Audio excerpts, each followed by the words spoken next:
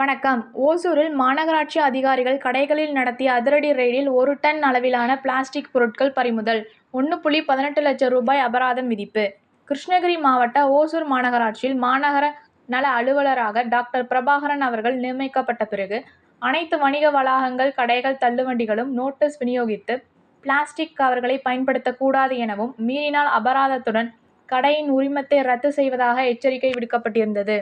இந்நிலையில் ஓசூர் மாநகராட்சி நாமல்பேட்டை பகுதியில் உள்ள கடைகளில் மாநகர நல அலுவலர் டாக்டர் பிரபாகரன் தலைமையில் மாநகராட்சி அதிகாரிகள் நடத்திய அதிரடி சோதனையில் 1 டன் அளவிலான பிளாஸ்டிக் கவர்களை கைப்பற்றி, கடை உரிமையாளர்களிடம் அபராத தொகையாக 1.18 லட்சம் ரூபாய் வசூலிக்கப்பட்டது.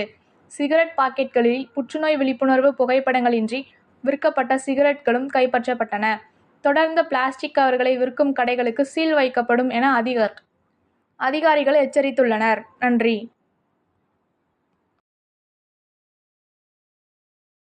இது மேக்ஸிமம் இதுக்கு பக்கத்தில் எந்த இதில் ஏரியா அதிகமாக இருக்கோ அதில் இந்த படம் போட்டிருக்கணும். இந்த மாதிரி படம் எதுவும் இல்லாமல் இது விற்கிறது பேன்.